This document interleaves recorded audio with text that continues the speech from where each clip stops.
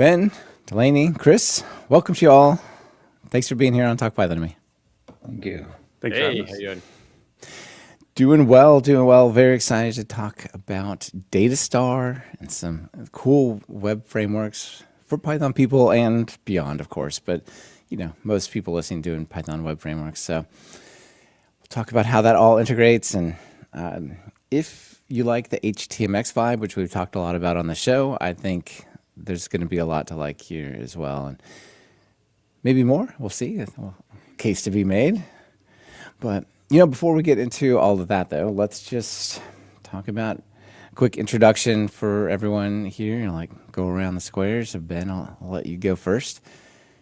Sure. Who are I you, love Ben? these, so I'll keep it short.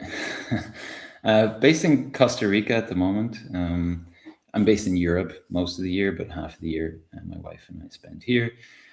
In terms of background, I've been primarily working with PHP for well over 20 years.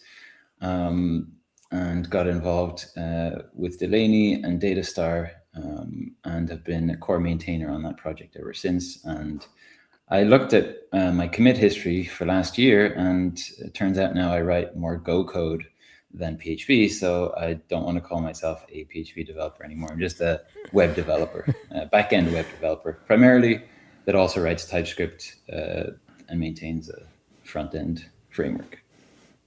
There's a lot of stuff going on in ways in which you can write code for the web these days. It's wild. Well, thanks. Awesome to have you here. Delaney, hello. Hi, how you doing? Yeah, I have kind of a weird checkered background into web development. I was originally in the circus, then I became a 3D artist, then I became an engineer. I've worked in games, video games, slot machines, military applications, all kinds of crazy things. I tend to work on really highly optimized, fast things, and I love the ideas of the web, but I got really tired of how you actually implement things in that. And I was doing very large applications with millions of updates a second, and the tools that were out there just weren't good enough. So I ended up going down many rabbit holes and finally found something to make it better for everybody else. So yeah, that's really cool. And wow, what a really interesting history. I bet you got some crazy stories. yes, I do. I always have a funny, weird outcome of something. Ironically, people talk about things being a circus, but like circuses are very well run logistic machines compared to most developer situations. So it's kind of funny. Yeah, it's an insult to circuses. Yes, it is. It really is. Amazing. Okay, and you know what we're going to talk about, Datastar has this amazing ability to update many things really quickly in real time, which we'll get into, but yeah, sort of foreshadowing there. And Chris May, welcome to the show. I've known you for a long time, and I'm really happy to have you here. Great to be here. Thank you so much. Yeah. So about me, I started writing websites back in 1995 and then picked up Python about 10 or so years later and just have really enjoyed the ride since then. Picked along the way, became a technical coach and then, you know, just loved making single page applications. I just love the web. You know, I love that we can publish something from our computer and anybody around the world can see it. And then maybe a little over a year ago, it was more than that. I remember I was on a trip and I was listening to a podcast of HXPod, the HTMX podcast, and heard about this crazy cool tool, Datastar. And I was like, I even put it in my DjangoCon presentation, like everybody else should try it out. And finally I did, and I'm converted. I love it. So I'm excited that the three of us get to talk about it.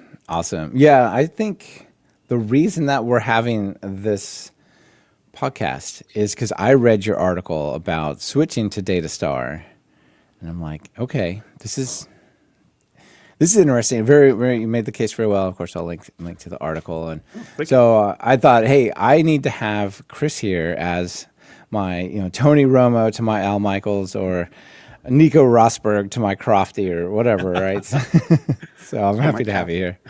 Exactly. Awesome to have you here. So let's just start with what is Datastar, right? I mean, we've hinted that it has some similarities to HTMX, but also not. So, Ben and Delaney, give us the overview. What is Datastar? So I can give a little bit of history, and then Ben's probably better at saying what it is now. So I have a background in like low-level stuff. Even though I was a 3D artist first, I'm much more comfortable in like shader development and that kind of thing. Like so GLSL web thing. Like I'm a C guy that knows some other things. But the thing is that I was working on some military applications where I needed really fast updates of a browser. And the reason why you in this military situation is that getting things approved is really hard, like executables to go into deployment. But having a browser means that you have this nice little sandbox that things can go in. So it's actually more of a deployment platform in my background than just the regular web. But I was doing things that were pushing the browser really, really far. I was using Vue and SPA, and I basically was like, well, these are the smartest people out here, but it's not fast enough. So I was using crazy WebSocket stuff, all this binary stuff, and then I tried doing. You had someone on last week talking about Live View. And like, they have a Python version of that. I went hard in making a binary version of that, like going down to the protocol level, optimizing that 10 different ways. I had an entire framework for doing this. And basically, in my opinion, that's a complete dead end. It is untenable. We can go into the reasons why. But the thing is, long story short, I ended up seeing what was happening in HTMX and the hypermedia space. And I completely discounted all of that because I said, like, I'm doing low-level binary stuff. There's no way this other approach can be faster. And then my thing is always check the metrics. Always don't take your assumptions and do the work. And the thing is, there's things that are wrong in the implementation, but there's things that are 100% right in the overall ideas of how to use that. So I went and I took a year and a half of work and just threw it in the trash and said, okay, I'm starting over, and like ended up doing some basic things, which Ben probably will get into, and ended up with this thing that is a backend agnostic backend framework that has a 10 kilobyte shim that is the fastest, smallest thing out there by orders of magnitude. So it's not just a slightly different thing. It is literally a different paradigm shift. And it's a crazy shift. So the difference between React to something like HTMX is different from HTMX to the Datastar way. So I'll let Ben actually explain what that is. But the thing is, from a low-level C guy's point of view, it is one of the fastest things in your stack now, which is crazy. That's incredible. Yeah, like a 10K gym can do that. So that's incredible. And also, it sounds like your advice comes from somebody who's done a lot of profiling. Very much so. Like that's you got to measure, not guess. Yeah. In fact, there's funny things that we've had things on Twitter fighting with people, and they're like, "Oh, this one situation was really slow." We actually looked at their flame graphs, and it was a bug in the Safari GPU stuff because we were actually at the level where the JavaScript doesn't even show up. It's actually a GPU issue of it rendering fast enough in the browser. Nothing to do with the JavaScript, because the fastest JavaScript you can write is no JavaScript. So we really lean into what the browser can already do, and we're just making it so that that's easy to do, so that the average person with the average website doesn't have to write any JavaScript at all, and they get to be a full stack developer in whatever language they choose. And I'll let everyone else talk after, from there. Awesome, Ben. Yeah, my version is going to be quite different to Delaney's because we care about different things. Like, fortunately, we do care about some of the same things. We work well together because I think we complement each other. But coming from, a PHP background, I want the back end to be driving the front end. And it naturally does, right? Because even your HTML is being produced by your back end, and that's what's being served to the front end. I describe Datastar as a hypermedia framework, and some people get tripped up on what hypermedia is, but it's essentially hypertext with other media like images and CSS and that kind of thing. And everybody should know what hypertext is because it's the H in HTTP and HTML, right? So so there is an expectation for people coming into Datastar that you have a basic understanding of the web and web browsers and the web browser API, because we lean as heavily as possible on the browser API. We get a lot of people coming into the Discord asking us, how should I do this the Datastar way? And it got to the point where I'd heard that question so often, I decided, okay, I'm going to write a page in the Datastar docs we called it the Tao of Datastar. So it's kind of like the way of Datastar. And if there's one thing to take from that, it's use as little Datastar as possible. like leverage the browser, because the browser is an incredible thing, right? Like it's basically an operating system, our operating system as web developers.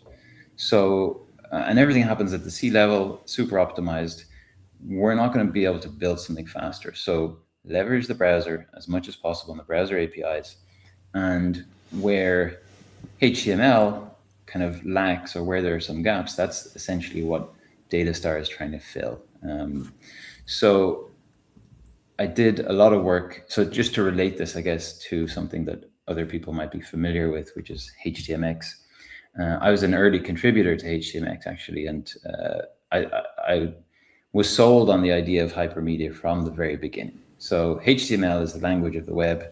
Why are we trying to replace it with JavaScript? Yeah.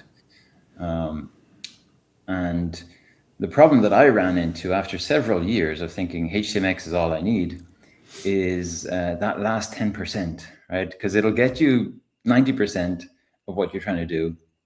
But that last 10%, which we all know is the hardest piece that takes the most work, just isn't covered. So with HTMX, for example, you will very often reach for another library like Alpine.js, or you'll start writing vanilla.js perhaps to fill in those gaps, to add interactivity to the page, because HTMX is really just going to the back end, replacing the DOM. But now you have two dependencies. Now you have HTMX and Alpine, for example, and you're trying to make those play well together. And because I think that might be a little bit of the missing sauce from HTMX. I've had Carson Gross on, and I really admire HTMX. But as I've worked with it over a couple of years, I feel like it's really good as salt or seasoning, something you sprinkle on to really make a website better.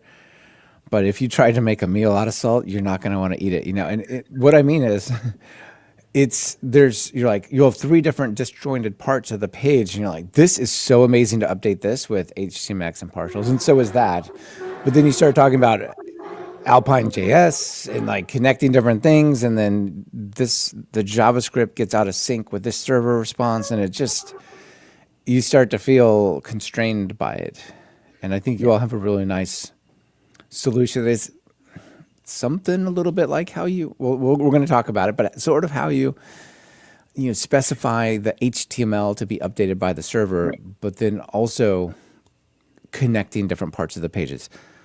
Chris put it in his article that like the problem is Alpine.js and HTMX are just two unrelated different things that happen to go together a lot, and so they're not cohesive in a sense, right? Well, and that's one thing that's definitely an issue. Like, for example, this was my thing because I actually tried to fix HTMX back in the day. And like the things that I wanted to fix were the problem that I see, at least, is that you have HTMX, you can add, it has extensions, so you can add stuff to it. But it fundamentally was built to be like, here's our way of doing it. And then you can do your own stuff on top of it. The problem is that I thought that's broken. I've done enough game development to know that you need to be agile, you need to be able to move quickly. So I wanted it so that nothing was basically like the core of Datastar is like 300 lines long, and it is basically setting up data-star elements, hooking up plugins, and then everything else is a plugin. So if you don't agree with us, or if someone's better than I am, great, that's wonderful. We will be able to just pop that part out, put the new part in. But plugins can now depend on each other. They can understand. It's an ecosystem. Ironically, that's what happens under the hood, but the ideas of that make it so much more powerful. And the irony is that if you build it in that kind of plugin style way, in the more game developer style way, we are smaller than HTMX and Alpine alone, let alone combined, let alone Hyperscript and all these other things. So it's just a different way of thinking about the problem. When I first encountered Datastar and looked at the source code, it looked very foreign to me, because Delaney, coming from game development, he built Datastar like a game engine, right? So you have this very thin core, right? And then everything else pretty much is a plugin. And all Datastar core is a way for registering plugins and having Datastar attributes. And that's pretty much it. Everything else is an add-on that is a plugin that you can take away. So we even have a bundler on the site that allows you to you can just download Datastar core, or you can just select what plugins you want.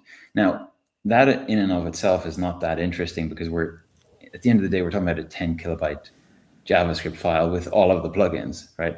But it is open source, which we didn't mention, so anybody can go just kind of look at it if you're interested.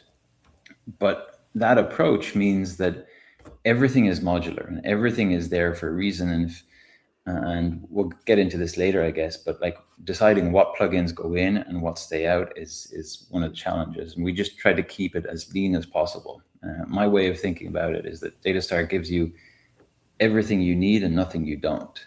And that's how we try to kind of keep it lean and fast. Yeah, very cool. That's a super interesting philosophy to say you should be able to take stuff out of what we're giving you by default, right? Now, before we move on from sort of introducing Datastar, I do want to point out at data-star.dev, which of course I'll link in the show notes, there's some cool examples on here. You've got a really nice space 2001 sort of theme from with HAL and all that, which is great. So I like the aesthetic here, which is very fun.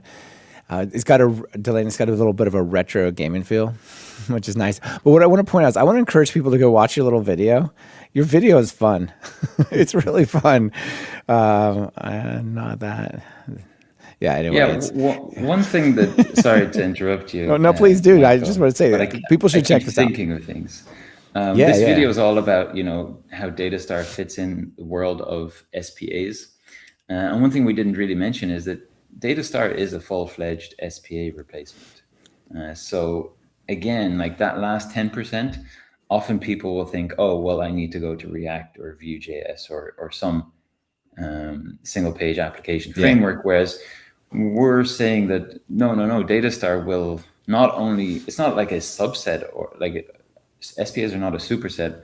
It's on the contrary. We think Datastar can do more than SPAs because we are driven by the backend and we are focused on Hypermedia, which is the language of the web. Yeah. So this video is kind of throwing.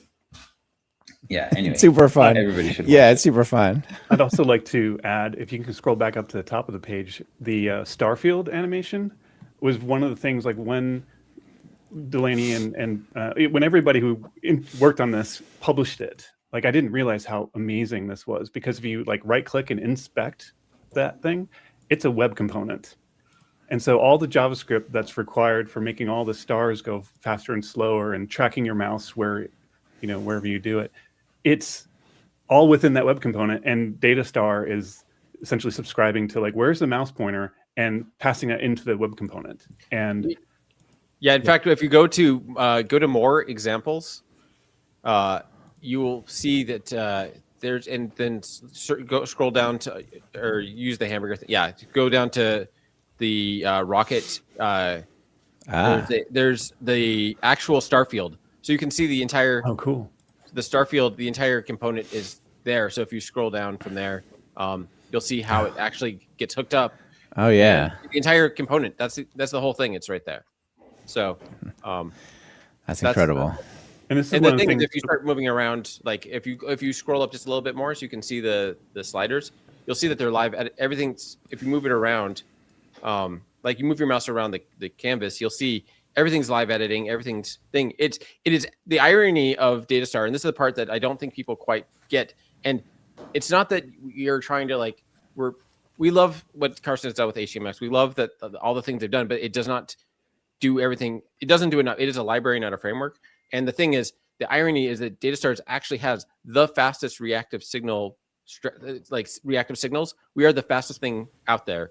So it's not just like we did something that's kind of like VDOM, or we can compete with React. We demolish them with actual numbers. So we have the fastest morphing strategy, and we also have the fastest signals, which means doing these kinds of things, it's just a non-issue. Like this Starfield thing is 1K. Yeah. Like it's just, these are the Incredible. kinds of things that are a non-issue in this, if you do things our way. and you're leaning into the web ecosystem by leveraging web components instead of having to like have a build time pipeline to, do all the custom JavaScript.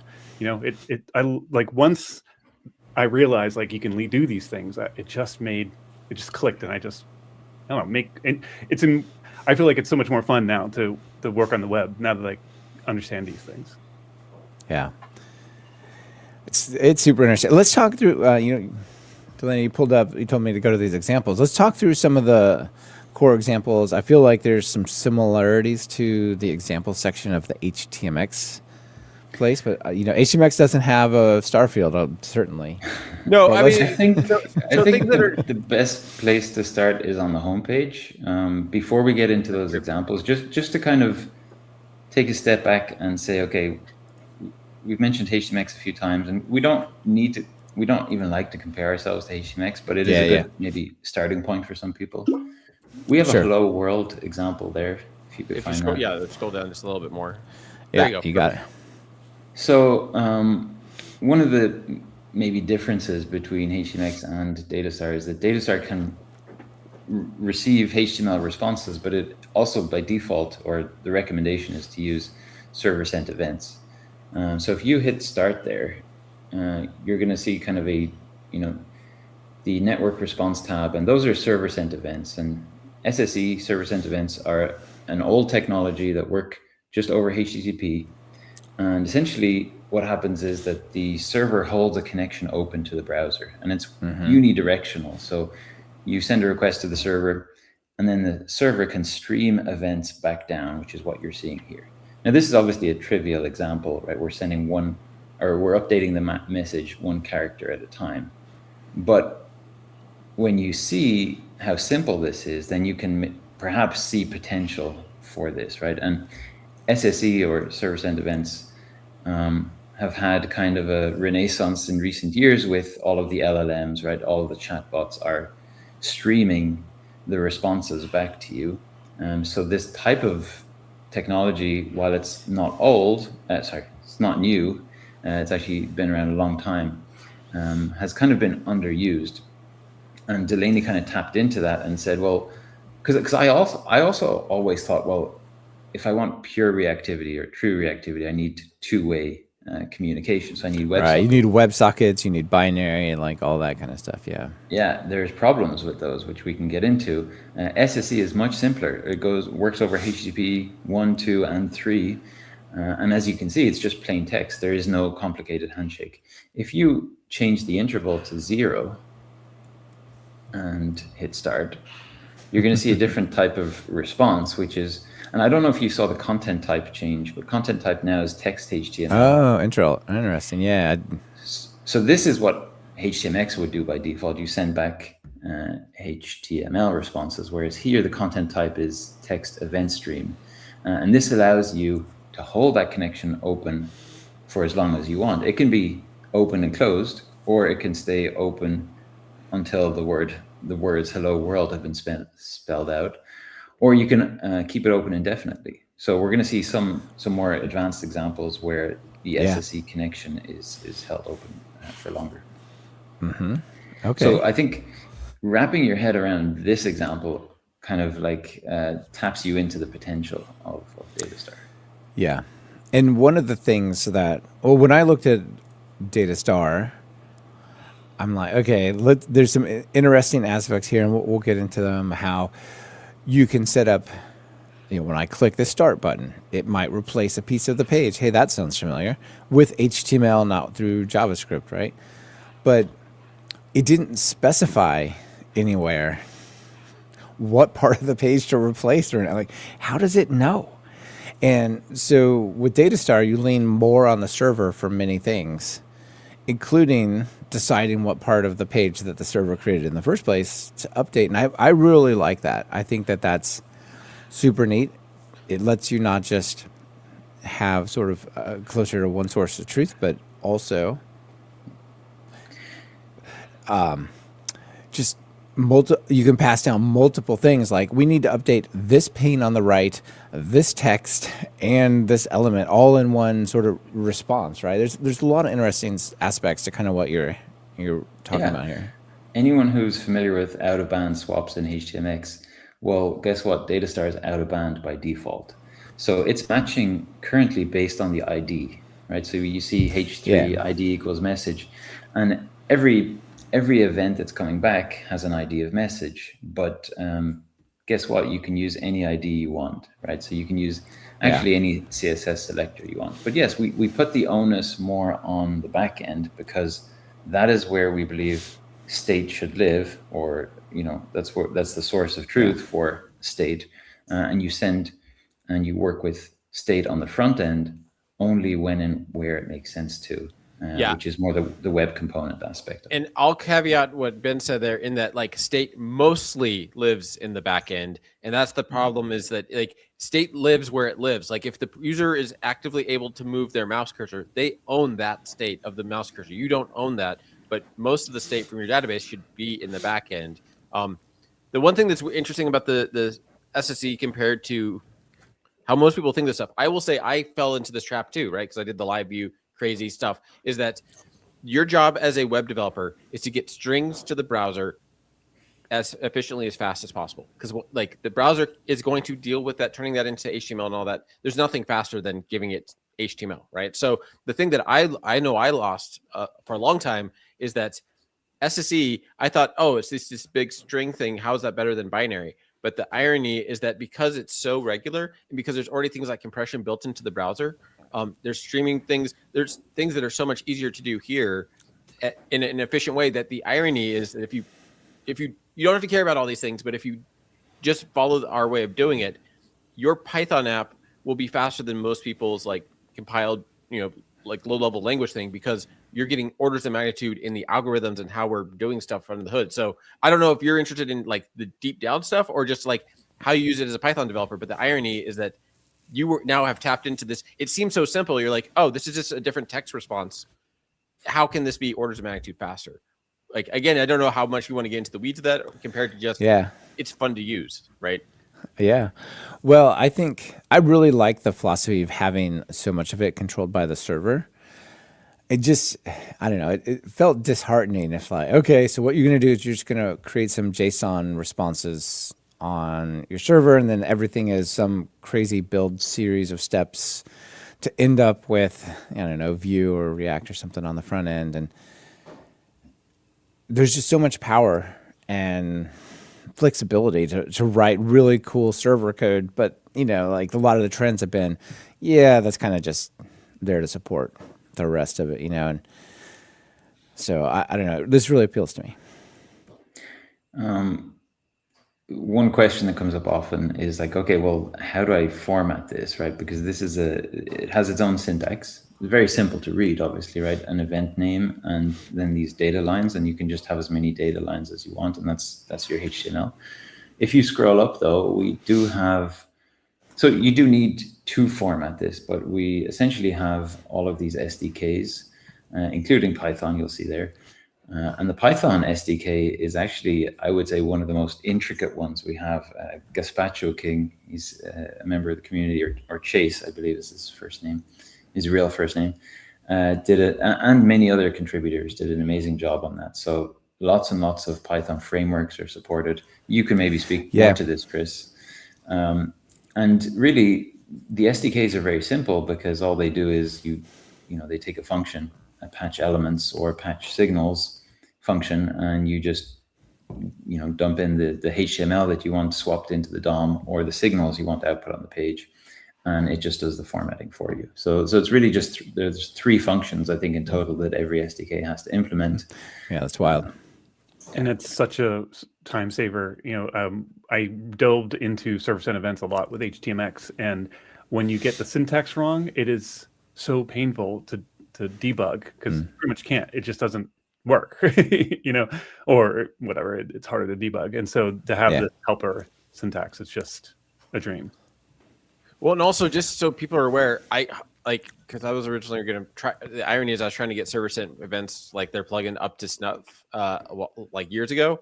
Like I would highly recommend not using SSE with HTMX, because the problem is that the entire model of how you build things is very poll-based, and it's built and like out of band is like a weird concept. Like the idea of updating, like it is not built with that in mind. So I know that they're trying to move towards that in the future, but the whole way that you interact with it is based on polling. And the thing about our way is that not only are you doing push events, but the thing is that really does change the semantics of the language. So first of all, you get like 40x compression by doing our way, but also you only send data when you need to instead of polling. So now you're using less resources, you're using less network. You're like, it changes the whole dynamic in a deeper way that you can literally save 5,000x in your like network bandwidth, which is it sounds crazy, but it's just a reality. So yeah. Right. Another thing, Delaney, that's really nice about that is the latency. Like that's something that drives me crazy about polling in general. It's just like, okay, well, we don't want to hammer the server too hard. So let's make this, 1 second, 2 second. But then it's like, well, I click this button and then it updates. And you're like, if something happens on the server, it's sent, right? If it wants to. Well, and in fact, one of the things that ironically, because I do a lot of like Go or low level language stuff, is that I tend to put a debounce in my server to like 5 milliseconds so that I'm not updating more than 200 times a second, even on a monitor, because the browser will actually break after 500 FPS. So like the interesting thing is not that it's that basically Datastar is no longer the issue in your thing. If you are on a low powered battery device, like a mobile on a 3G, it will just work. Like it's stuff that you just don't have to worry about. So it does change the semantics of how you build things, just so that you're aware. Because even things like, for example, built into the HTMX, they don't do automatic like exponential backoff. It doesn't have all the verbs. Like there's caveats there that I would recommend not doing it, honestly, if you're going to do it. It's crazy that you're talking about going below the monitor refresh rate, because you're not going to see it. You're like, this is only 120 hertz, 120 times a second. So why would you pull faster than that? That's wild. Yeah, on the topic of latency and all that, if you go to the examples, there's some we could look at that I think really demonstrate this well. Maybe start with bad Apple, just because we're talking about refresh rates. Yeah, okay.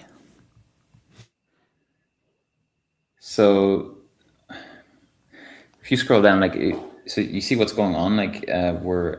What's happening is that the backend is streaming down just a bunch of symbols, but it creates this animation. And if you were to open the network tab, you would see it actually would be interesting to see. You'll probably have to refresh the page just to Yeah. And you're going to see updates. That one there. Yeah. If you click that, this one. Yeah, that's the one. And you click event stream. There's an event stream tab for event stream responses. Wow. You're going to see these streaming. I don't know what frames per second we have this set to, but you see it streaming past, right? Right. The first time many people see this is a surprise that the browser is capable of this. But the browser can stream video, so why can't it stream a bunch of text? I mean, it's not that big of a leap of faith. But you can see, it looks like it's about every 10. I think we're doing like 30 frames a second, but again, we can do we're doing this on basically a free tier server. So this is just a non-issue, and it's doing all the compression stuff. So if you notice that your update, even though we're doing full ASCII development at thousands of characters, your updates are actually not updating that. You see how it's transferring, but it's not transferring that much compared to how much is actually coming out the. Yeah, if you click the X, you can see we got 1.9 megs for the whole page. Yeah, but you see next to it what was actually resources. So you see the compression. We're probably not seeing it there, but in the bottom you'll see 2 megabytes have been transferred, but 10 megabytes of resources. So that's so it's a 5x compression. Yeah, and it's going to be much more on the stream, I think, because it's streaming. Normally you can hover over the size and you'll see the uncompressed, but I guess it's changing too fast. Yeah, exactly. That's pretty wild. And in practical usage, I have a status screen that's I have from my production app at work, and it's just amazing to just constantly be seeing these things update. And I'm doing that by having the database tell my Python code, hey, refresh. I actually ask it to get all the entries from the database and send it down the pipe. And so it's not like I'm doing the optimized thing. I'm doing the simple thing, and I get all these cool things just updating all the time. And it's just such a useful thing, especially for status screens, dashboards, stuff like that. Speaking of that, go to the DBMON example. Oh, yeah. This is one of my Yeah. one of my favorites, because when React first had their first conference, they said, "Look at what we're doing. We're able to update at a rate that no one else can compete with us in how fast they could update the browser." Right? If we actually, yeah, you're still there. So the thing is, if you actually set the FPS to something like 80, whatever. So that is how fast it's coming from the back end to you. So go ahead. Yeah. Yeah. We just don't want people blasting the server. Yeah, but you the don't want to point walk is- away. Yeah. Yeah. But the point is that this is coming. See, we're doing stuff in microseconds on a potato. And Yeah, that's incredible. Yeah, let me just describe this a little bit for people listening. So it's like a database monitoring table that shows you how many transactions are the database overloads. So it's updating a grid of maybe 10 or 12 databases with 5 or 6 elements, and it's doing that in microseconds, 80 times a second. So a lot of people see these examples and they think, well, I'm not building this kind of stuff. And me included, I build CRUD apps most of the time. And there are plenty of examples here that are just cruddy things. They're kind of the more boring examples. But one example that might be worth looking at is the to-do MVC. And if you can figure out how to open that in split screen. Okay. What part do you want me to open up in Split? Oh, just the example. Okay. Just in 2 tabs. So I can do these two, and then I can tile them. How's that? There you go. Yeah. And just This one I maybe try need. to get the same zoom so Yeah, exactly. they're side by side. There we go. Just refresh the page because I don't know when you opened that. And Yeah, let's refresh. So this is a CRUD app, but what Datastar gives you is the ability to do multiplayer out of the box, and that is like real-time collaborative apps are not easy to do, not easy to scale as well. But as you'll see here, when you have like 2 sessions open, it's going to be near instant. You're going to basically be observing the latency on your network connection, which is going to be, I don't know, 50 milliseconds to 100. Yeah, that's insane. Barely perceived. So just to describe to people, we got this to-do MVC, which allows you to, well, it's like a to-do example, which is required to be a legitimate JavaScript framework. But I've opened it in 2 tabs, and I've used Vivaldi's tile. So these are legitimately 2 browsers. They just appear to be kind of in the same window. And when I enter stuff into it, it literally looks like they update in parallel, which is crazy. Yeah, if you check a few of them, you'll see like you can barely tell which one's updating which. It happens almost instantly. Yeah. If I look at the other one and I click on one, it feels like that's responding to my click. I need to correct myself that it is happening instantly, because when you click, when you check one of those, and this is an interesting thing we can get into. We're not doing optimistic updates. It's actually sending a request to the server, and the server is simultaneously updating both of your tabs. I see. So even if I had just one open, it's still going round trip to the server. That's why it looks like it's simultaneous, because it's effectively. Yeah, we have like, this is a thing that we can talk for like 3 hours, and I will yell at most SPA developers because there's this weird thing that, because it's easy, people will actively lie to users in the SPA world, and they'll do optimistic updates, which means I'm going to make it so that I'm making this change, and then if there's a problem, then fix it. Whereas we say you should do indicators saying, I'm trying to make a change to this, and then fix it. Because you don't want, like when you're playing a video game, you can do what's called dead reckoning, and you can do some stuff to net rollback code. You can do some clever things to hide latency, but you don't want to hide latency when it comes to like a bank transfer, or did I buy that thing, or did I get that theater ticket, or any of that stuff. Like, people just have the wrong mental model of how the web should work. I'm actually going to send you another thing that's this might blow your mind even more, because the 3 of us basically can play. This is an example where all of us could be playing live with each other right now in an active shared state that's been at the top of the Hacker News, and again runs on a potato. I don't know if you just put that in Yeah, your. yeah. Let me drop it over. Hold on. Got to put it in the other tab.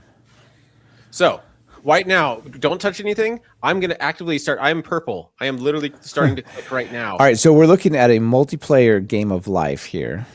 So if you click. And yeah, it's doing game of life stuff. And if I Okay, click so- on, oh, Yeah, so I'm seeing that live here, and if you open up that in the other tab, you would actively see the exact same state. So everyone in the world, like if you open that up in the other tab, there you cannot get out of sync. It's not faking it in the front end. This is literally sending. And what's even crazier about this? Here's the crazy part. It's actually a rendering demo. The guy who wrote it is writing in a scripting language, Clojure, and he's sending down 2,500 divs per frame, styled inline styled. wow. Now go to your network tab now and look at what's actually like. Look at your network tab, and you'll see how little data we're actually sending over. Even though he's updating 2,500 divs per frame, like if you go to wherever it's update, yeah, the whichever one's the one that's updated. There you go. U equals, yeah. Yeah. So if you look here, and look at how much is being sent versus how many is actually like. Wow. Try to like this is just a different paradigm for how you build. And the thing is, again, not everybody has to care about these low level things, but the thing is that once you do this, the idea of CRUD kind of goes away, because in our opinion, you go to you make a multi-page app like you would normally do in HTMX or anything else, but you keep an open stream and you just update whatever's happening in your backend as it's happening, and it simplifies the world. And what's also interesting is because of how we do compression and all that, you just send your entire page. You don't need, like, out of band doesn't even really make sense, because we're so fast that you can just, you as a Python developer, you just give us your entire page and let us deal with it, and we will come up with the fast stuff. So Chris should probably talk a lot more to that, because the fat morphin stuff it's a fundamental change in how you build web apps, I think. Yeah, especially the kind of the mental shift of like, because I kept thinking, okay, I need to like send one row at a time. And I actually have one status screen that does that, because we use a Firestore, Google's Firestore as our backend for this app. But for some reason, sometimes it just doesn't send every update. And so on another status screen, I actually, query the whole database table or collection and send it down the pipe. And because sometimes it doesn't send from the Firestore, I get the entire latest state of all the things that are in flight and updated on my screen. And it just makes things easier. Yeah, it's amazing. Sounds like a good opportunity to subscribe to database query changes. I know some databases you can say, if this query updates, trigger this event, and then, keep it flowing, like straight from events on the database straight to your front end. Pretty cool. I do want to go back and just put a little bit of commentary, Delaney, on what you said, optimistic updates. So one of the things that's really common in JavaScript is I click this thing, it changes. I want to mark it as changed, and then I'm going to tell the server, hey, we made this change. It's very possible the server died, that you're not allowed to make that change or whatever, and then you got to come back and go, actually undo that. That really, there's like a weird. Yeah. So what you're saying is you don't have to worry about that kind of stuff. No, because the thing is that because, again, we're a framework, not just a library. The idea is that you have these indicators that not only, basically your indicators drive a signal, like, again, the details don't really matter, but the idea is that you have instantaneous, like within the same frame, updates of, hey, I'm going off to do something. Like usually you make a spinner, or you say, I'm going to do this to gray out the field, or I'm going to do, like, there's all kinds of things you can drive, because again, the state of what the local stuff is while the make change is there, that lives in the client. Like that is part of Datastar. It has all the right tools to make it so that you can disable it or gray it out, or say, I'm going to put a spinner next to it. Like you can do all those things, but the thing is, you're not lying to your user. That's my whole thing. And people say, well, that's not really a lie. It's like, yes, it is. You're literally lying to people. Like, please stop. It's a DX issue. The reason why people do it is because it's convenient, not because it's correct. Right. There's an example that I think there's an example that actually, sorry, I have to. I think it's edit. The click to edit row. Click to edit. Click to edit. I think that's the one I meant. Yeah. So here, and the important thing again, like you can do optimistic updates. You can do SPA-like things using Datastar. We don't we don't recommend it. because Datastar is more than just this tech. It's also like a way of doing things. But what I wanted to point out here is that you might imagine that this is something that when you click edit, it turns it into a form. So you might like load the form into the page, hide the form, and then just do a show hide approach. But the hypermedia approach is kind of like the REST approach, where you can only take the next action at any given time. So if you open the network tab, I just want to kind of walk you through this briefly. If you cancel that, when you hit edit, you will see a network request to the server, and what comes back is that form. So it's real time, as in like what you're seeing now is the actual state reflected on the back end. And when you save, you're also going to see the same thing. You're going to see a network request to the server, and the true current state as it has been saved is now what comes back down. So it's like you don't even need optimistic updates most of the time. And when you do use it, it's because you're trying to cover up poor performance. You're favoring perceived performance over true performance. Right. And you saying that, one of the things I hear a lot is people saying, but it's so much slower.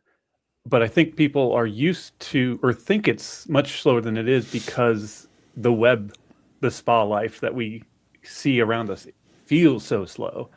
But anytime I've seen people try to lean into just using the network, it's so much faster than you expect. Well, and also you have so much less. Our way, your usage of network can be easily 100x less, which means you have less contention, which means when you do send something, it's there immediately. And also because you're not doing polling, with polling, you have to send to the server and the server sends back. If you just send from server when something updates, now you've just halved your RTT, right? Your round trip has just halved. So you half it, and you're doing like 1,000 less of something. Like all of a sudden things open up for you in weird ways, right?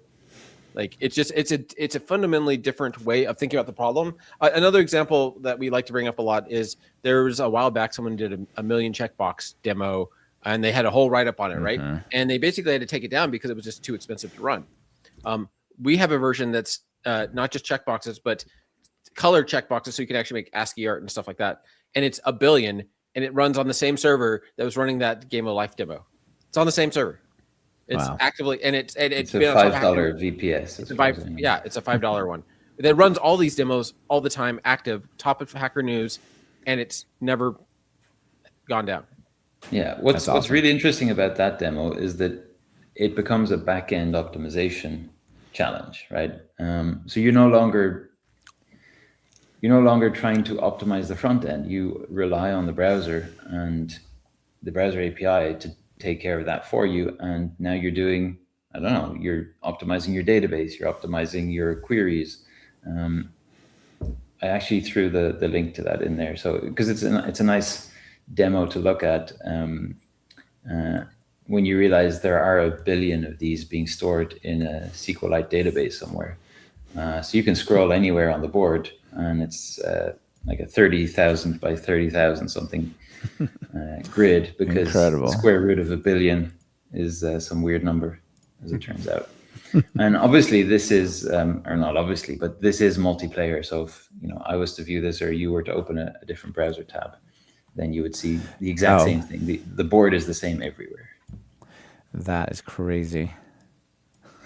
But the thing is that the one thing that I will say that's hard, like, I don't know, Chris can really probably speak to this more, and it sounds like a weird thing, but like Datastar ends up in reality being like 5 or 6 things on your page, and it just gets out of the way. All of a sudden, like most Datastar app, you're going to get to a point where you try it and you're like, that's it. Like you will feel weird about every other approach once you really try it. Like just try it, and you will see every other approach is wrong. Like it's not because I made it. Like I wish someone would have made this, because it's so simple.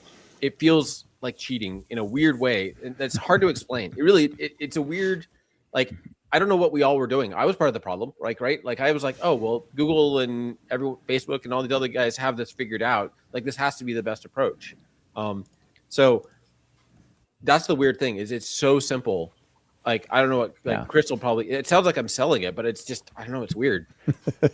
Yeah, it's boring, right? And it's so exciting, it's so amazing, and yet it's using all these boring technologies. And like, yeah, like I remember I showed my wife my status board, and she's like, "Oh yeah, that looks really cool." And I'm like, "Oh yeah," because you don't understand what everything is going on behind it, you know? Yeah, exactly. It's like it used to be so complicated. So we got a little bit of time left. Let's do this. I think it might be fun to talk through kind of some of the attributes and what it looks like to kind of program with this a little bit, and then what it looks like on the server. How's that sound? Would it make sense? Like, there's a good example of a kind of a meta framework for Python called Stario, which they just got their V2.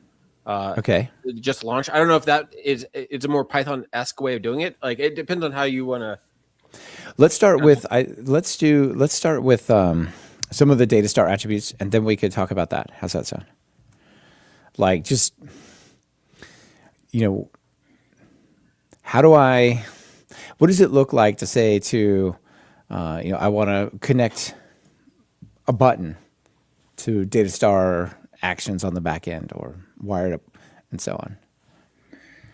So we've talked a lot about the back end driving the front end through patching elements, which is kind of the lower half of what you're looking at.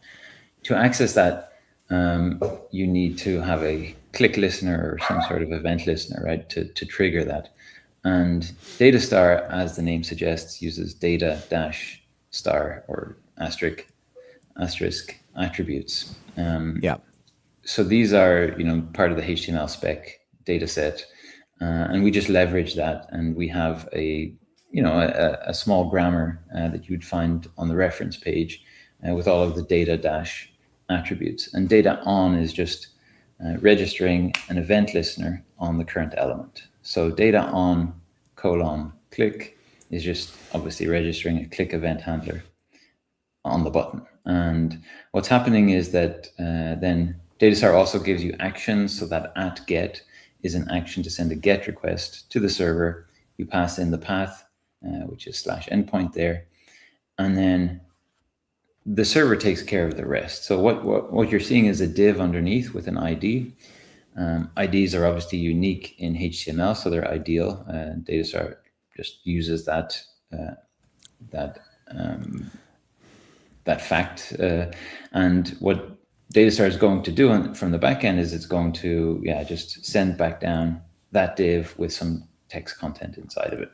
And then what Datastar does is it mutates the incoming DOM into the existing DOM. So it morphs. So it uses a morphing strategy. So rather than doing a straight swap, which is what HTMX does, it will actually morph the incoming HTML into what's currently on the page. That's kind of what opens up the door to these kind of broad, like where you send the entire document down, but only what changes get swapped in. But in this case, it's more of a fine-grained thing. So only that div is going to get swapped out. And the reason why that morph matters is because since you aren't replacing it, things like focus and like where your input is and all that stays the same. So even though you update the whole page, you're actually not actually changing the state, and that's really important. So you do declarative development. You just say, I want it to look this way, and it just does the right things to do it. It's from a mental model, it's almost like having the BDOM in the back end. You just say, here's what I want the page to look like, and it does all the work, but we don't do BDOM, we don't do any of that stuff. We do the fast thing. So in terms of what your back end would send, if you can just scroll back up, it's that text that you were looking at. So this would be, let's look at the raw version, because so that's the HTML. If you scroll down to the next text to code. I see. So there's a section that has like event Datastar patch elements and then what the elements are and so on, right? This is like the SSE stream. Yeah, and that would be the raw events that you would send down. But if you look at the next one where we have a Python example, you would see like, well, how do you do that in Python without actually writing, the raw format out? And that's how you would do it there, using the Python SDK. Yeah, this is wild. Let's dive in a little bit to the SDK itself. So I got so many things open at this point. Hold on. I got another link for you. No, I'm kidding. Okay. You know what? I'm going from the home page. Here we go. There you go. Almost. There. So, Chris, maybe you could talk us through this. I think before I throw it to you, though, there's a lot of frameworks supported here. So if you're a Django person, a fast API person, even fast HTML, which is interesting, Lightstar, Quartz, Sonic, or Starlet, there's a bunch of different ones here, but maybe just talk us through this, if you will, Chris. Sure, yeah.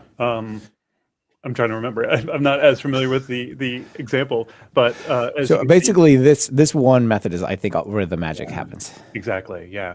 So I'm trying to remember which tool this is. Oh, Quart. Yeah, the Quart is the example is in Quart. So they first define a route, a home route / and it returns HTML, and it's just in the string there, right? And in that, right. This could be a Gingit or Chameleon or whatever template. Like it's just whatever, doesn't matter. But somehow they get it. Yeah. Makes the example easier to see in one go.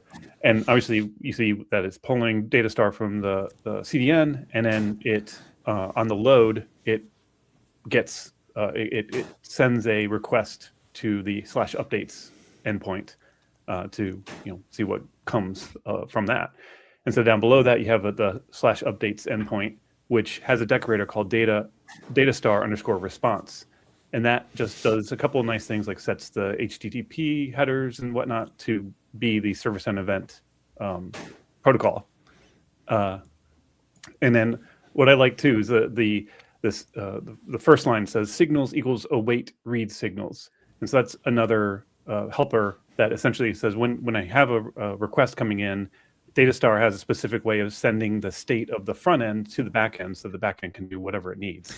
Right. We haven't even talked about signals yet. They're like kind of a data binding set of JavaScript data that lives, reactive data that lives on the front end, right? Yeah, exactly. Kind of if in some ways the Alpine.js kind of I don't want to say equivalent, but it covers similar functionality. Right. Yeah. And so, if you have data on the front end that, the backend would like to know, that's an easy way to get it. And then essentially what happens is we get into this loop, this while true loop, and Datastar will just start sending down server sent events in text by using the sse.patchElements function, or I guess it's a method technically.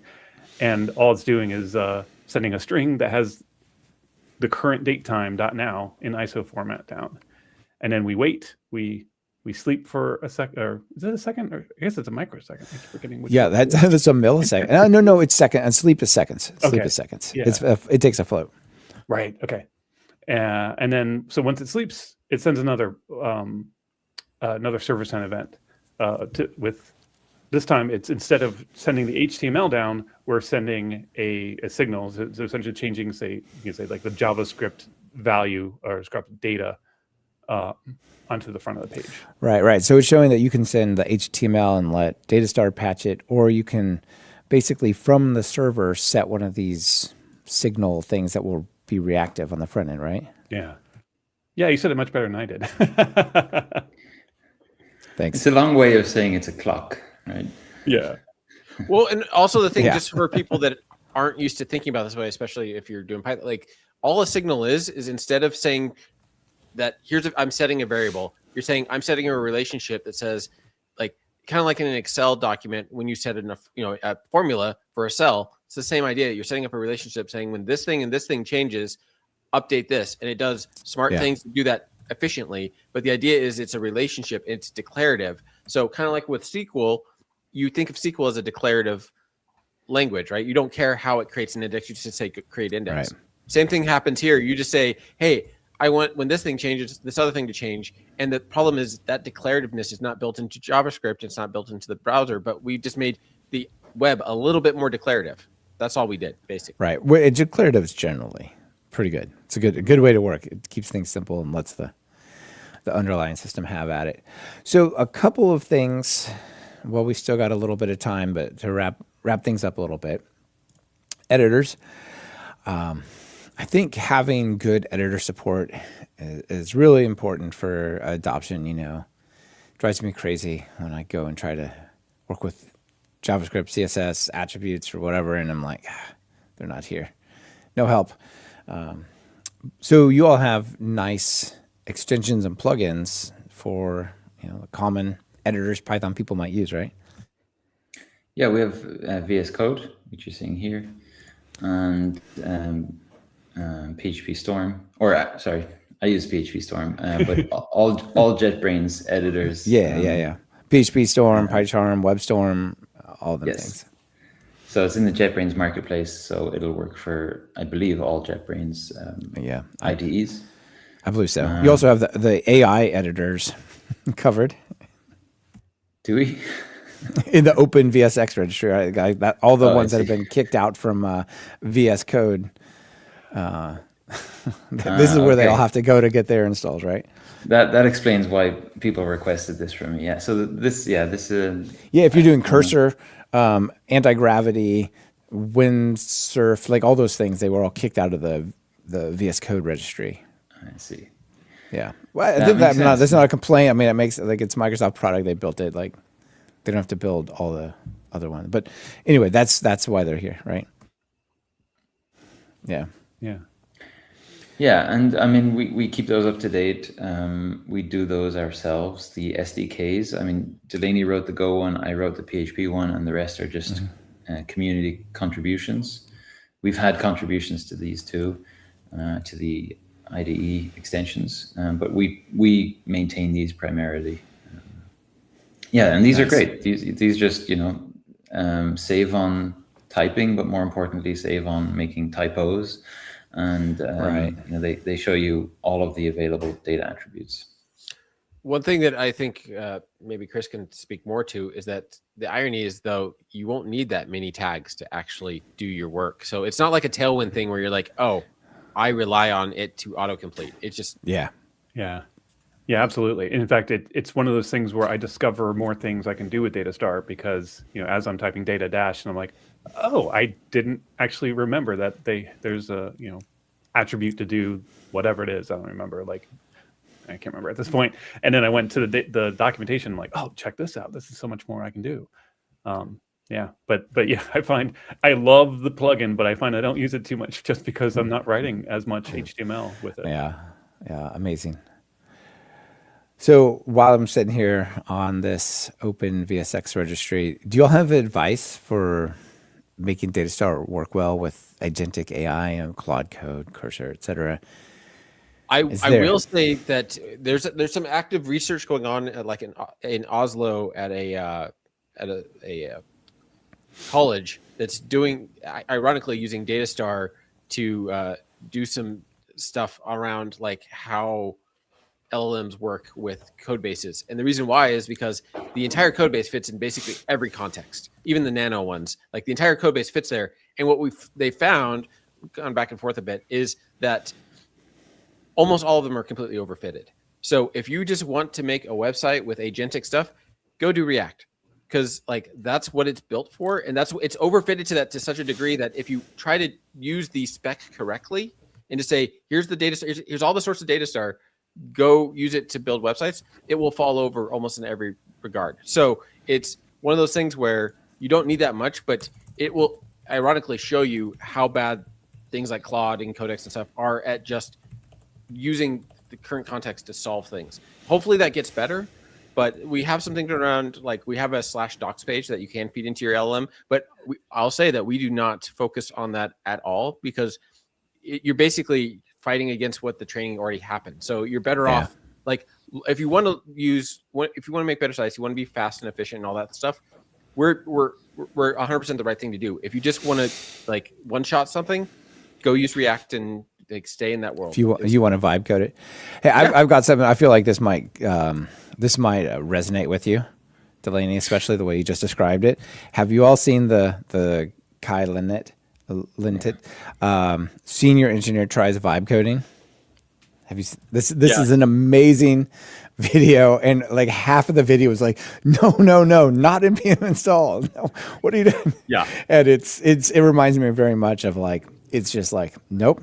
That's not what I told you to do. I know that's what you think the most common thing is. Please stop. Yeah, and the thing is that it's not that I actually like a lot of the stuff, but I treat it as a autocomplete, or like it can write code faster than I can when it comes to like, hey, change this in 27 different places, and I forget which files I did it. Like there's value to it, but people are trying to use it to learn. It's a complete. It actively is working against you. Ben has done an amazing job with the guide. Like, please, like, it's fine to use the LLMs to help like guide your process and to like knock stuff out quickly once you have a baseline, but you have to know when to say no. And he has done it. The guide takes half an hour, less than a half, like probably 15, 20 minutes to read, and then like an hour to actually work through.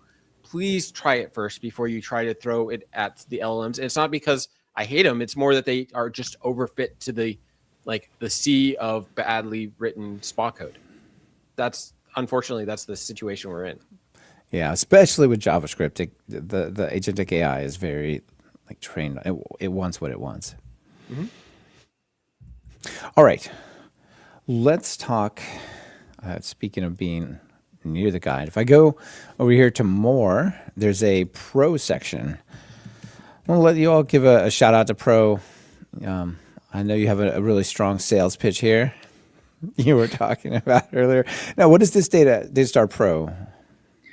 So it's actually been about a year since we released the beta 1 of Datastar, and we are taking our sweet ass time for a very good reason, which is that we want version 1 to be the last version, or like the last major version.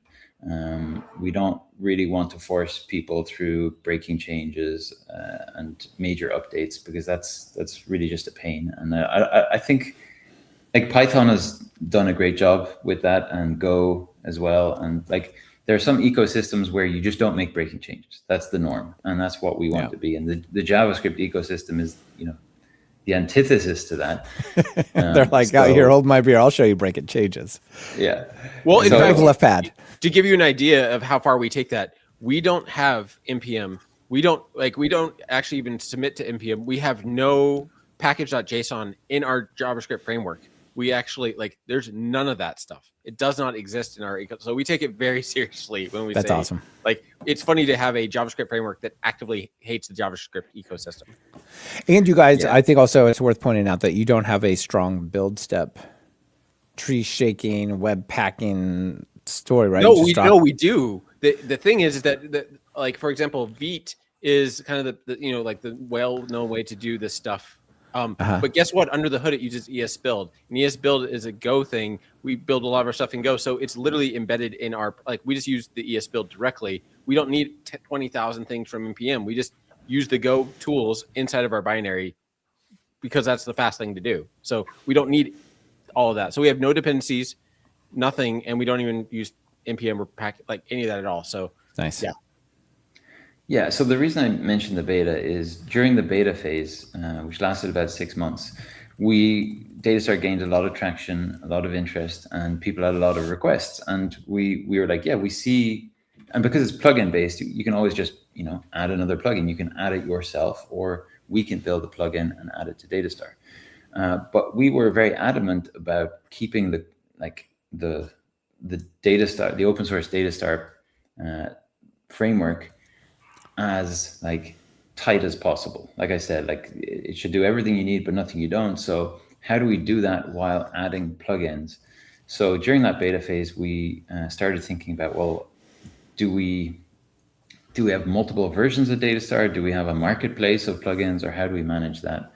And at the same time, we were also asking ourselves, because Delaney and I both, we have full-time things that we're doing, and this is a side project, but we're almost doing it full-time alongside our other full-time things. So how do we make this project sustainable? Because it doesn't stop at Datastar. You probably see Rocket and Stellar CSS on that page in the navigation sidebar. Those are projects that build on top of Datastar. So Datastar is just the foundation. And Rocket kind of takes it to web components, and Stellar CSS is a CSS framework that builds on top of these concepts. So we're trying to fix not only JavaScript, web components, but also CSS. So we have a long-term vision. How do we make that sustainable? when we're both busy people anyway, and this just takes so much of our time, and the project appears to be growing. So at that point, we decided, well, how do we want to even run this? So we decided we don't want to found some company and do VC. Like we're if anything, anti-VC funding. So we founded a nonprofit organization in the US and called Star Federation, and that's what backs this project, including Rocket and Stellar CSS. And to help fund that organization, we decided, let's have Datastar be the open source framework, but then something called Datastar Pro, which is like all of those plugins that we think are good ideas, but that most people don't need. We'll put those into Datastar Pro, and that can kind of grow over time. It's a collection of plugins that you might want if you're using Datastar in a professional setting. But if you're just using Datastar, you don't actually need it. So that's what we tell people. Most people don't need it. It's a collection of plugins, and it's a Datastar inspector, which sits on your page. You get access to the bundler, and now you get access to Rocket and Stellar CSS, which is a work in progress. And that was, I think, a good decision. Like there was definitely some uproar initially that some plugins were taken away, but those plugins were never taken away. They still exist in the repo if anybody needs them. And what the result is that we have like some money coming into a bank account, which is not even used to pay maintainers. We use that for running costs and for podcasting software, and if we need to travel to conferences, which we've yet to do. But essentially it's like a way of having some money into the bank so that we can justify all of the work that we do in maintaining Datastar and that's cool, pushing that forward. 100% free sounds 100% free sounds great until that means it becomes abandonware. And like people can't work on it anymore. Like it's it's fair. There's one thing that's kind of interesting about the model, because especially with the Tailwind stuff that's been going on lately, one of the things that we talked about, and people get very angry about this, but for example, Rocket is a web component layer that you basically just write Datastar in a declarative way, and it dynamically generates web components for you on the fly. And it's really it's a great way to build web components. It'll save you tons of hours. And people won't pay for features, they pay for convenience. So the thing is, people said, well, I want you to generate out the content and make that open and available. And we said no, because basically the way we look at it is that almost like Pico 8 or any kind of game engine, you pay for the game and then all the mods are free. So all the Rocket components and all this stuff is going to be free, but the core engine is not free. It's a paid thing. And the reason why is if it becomes successful, if we do our job and we make it so it's easy for everybody, the Star Federation will do better over time. Whereas Tailwind's model of they're competing against every other person in that space, whereas it just does not work. So our thing is, if we do get successful and we do get more people, then it's self-sustaining, as in you paid for this little engine and now you get all the ecosystem around it of open source. So you can do open source in a way, but you have to find a core engine that is not open source. Otherwise it will fail in the modern world. So I totally agree. All right, let's close this thing out with two super quick things, because I know we're over time. Roadmap. Ben, you talked about taking your sweet time to 1.0. Like, what is there a forward-looking roadmap? Are you guys done, or where are things? So we released the release candidate RC1. I think it's about 6 months ago, and like the releases have just been slowing down. So that stagnation in like just releases with fixes is a good sign to me that we're very, very close. At this point, like the switch from release candidate to stable is just literally like dropping the RC. There's no like features that are going into it. There's no big changes.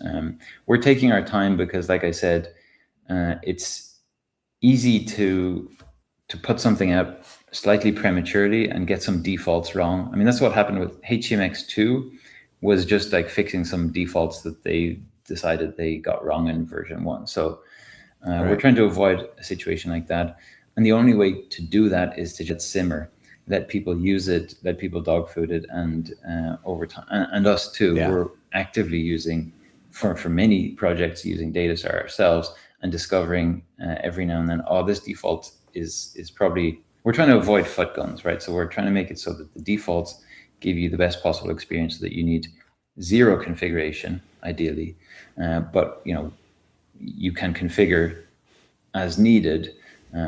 But getting those defaults right is really the only thing stopping us from, or not right, but locked down is the only thing stopping us from a V1 stable. So I don't like to give timelines. In fact, it's one of our things that I tell Delaney, never promise a timeline, but I could see us like in the first half of this year, just flipping that switch.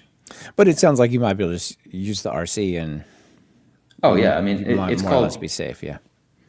In fact, we recommend people rename the RC and they change the name to like React-Foo, so that they just drop it in their React projects, because it's smaller. The entire framework is smaller than most like components. Like, just start hiding it places. Don't even name it Datastar. It's a stealth takeover of the spa world. Awesome, I love it. All right, let's wrap up the show with a final call to action for people who want to use Datastar, learn more, get started. Chris, I'll let you go first, so Ben and Delaney can have the final word. The first thing I was thinking of is because I get asked so much about how long it takes to connect to the server and things like that. There is a portion in the Django Con talk I gave in, I think it was 2023, where I showed a video of five Android phones trying to do the same thing, shopping for eggs, I believe it was. And essentially one of them is an HTML-driven multi-page app, and it smokes the single-page applications, the native apps, and everything. And so I put a link in our chat. Maybe it'll be a part of the show notes. It's a deep link to go straight to that portion of the talk, because it is like that video reminded me, like, this is what I want to build. I want to build websites that are fun for people to use. And, Datastar enables me to use real-time interactions with way less, complexity than I ever thought possible. So I guess the two things I would say is, one, check out the deep link if you're at all interested. And number two, definitely try out something, just even, clone the Python repo and just try some of the examples and see what it's like. Awesome. Yeah, I'll definitely link to that. Cool. Thanks. Ben? I also gave a conference talk last year. There's a recording, so I'll send you the link to that, which really walks through my journey of Datastar and how Datastar has truly opened my eyes to what's possible. I feel like I talk a lot about how Datastar is a journey of unlearning old and bad patterns, deeply rooted ones in what I think web development is, and these days, as I mentioned, like I never would have thought that I'd be developing in Go, but I see I think even Python is getting better concurrency support, right? So I think you talked about that recently, Michael, here. So yeah. So now I'm seeing with Datastar, I can do so much more on the back end. I can be so much more creative on the back end, and that's what interests me. It's just fun. What can I say? It's fun. I'm still Awesome. really jealous of that presentation too. Well done with it. Yeah, certainly send me the link. I'll put it in the show notes, and well done. Delaney. So the irony is that I don't consider myself a web dev at all. It just happens to be something I do a little bit of. The thing that is when I first started making this public, I was like, hey, I think I'm onto something. Like, someone prove me wrong, right? I'm a little bit more I always say, in the jiu-jitsu world type stuff, you want someone to roll with you, not because you're trying to up them. It's that they're trying to help you find weaknesses in your game, right? So I want there to be an active, someone prove me wrong. And I'm at the point now where I feel so confident I will put money on it. I've tried going out to people out in the dev Twitter and all that.